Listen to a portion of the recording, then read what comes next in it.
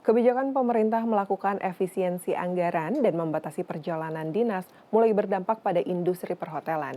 Di Kota Bandung, okupansi hotel sepi dari sektor pemerintah. Kerugian ditaksir mencapai miliaran rupiah. Hotel yang berlokasi di Jalan Gatot Subroto, Kota Bandung, Jawa Barat ini mulai mengeluhkan dampak efisiensi anggaran yang dilakukan pemerintah. Hingga pertengahan Februari, okupansi tamu hotel dari sektor pemerintah hanya berkisar 10%.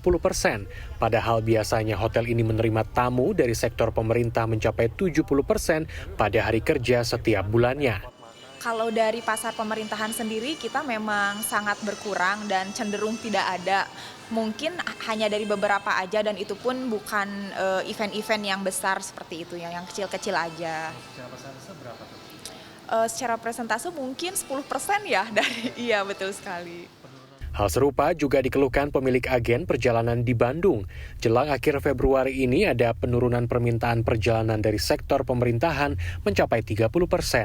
Agen perjalanan ini telah menerima beberapa pembatalan dari berbagai instansi. Jadi biasanya mungkin di bulan-bulan ini meeting-meeting ataupun kunjungan-kunjungan itu sudah mulai berjalan ya untuk saat ini. Masih belum ada nih, walaupun misalkan ada 1-2 tapi skalanya masih kecil gitu. Iya. Setelah Februari ya? Betul. Setelah Januari itu udah mulai biasanya. Udah mulai. Perhimpunan Hotel dan Restoran Indonesia Jawa Barat menyebut hingga pertengahan Februari pengusaha hotel di Jabar telah mengalami kerugian 12,8 miliar akibat pembatalan pesanan. Saat ini okupansi hotel di Jabar rata-rata berkisar 30%. Jika kondisi seperti ini terus berlanjut usai Lebaran 2025, pemutusan hubungan kerja berpotensi terjadi. Hal serupa juga diungkapkan oleh Asosiasi Perusahaan Perjalanan Wisata Indonesia atau ASITA. Di Jawa Barat ada anggota kita sekitar 800 lebih. Saya katakan bahwa kalau misalnya satu perusahaan itu ada 10 karyawan saja, yaitu sekitar 8.000, belum lagi terhitung dengan keluarga-keluarga mereka yang di dalamnya.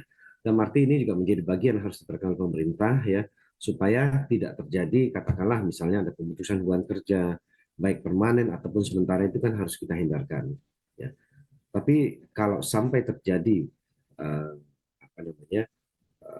turunnya permintaan perjalanan kemudian menyebabkan mandeknya usaha, itu yang kita khawatirkan. Nah, kalau sampai bulan April tetap seperti ini, kami sepakat akan melaksanakan efisiensi dari hal karyawan dulu ya. Mungkin pemotongan sekitar 50% disesuaikan dengan okupansi hotel.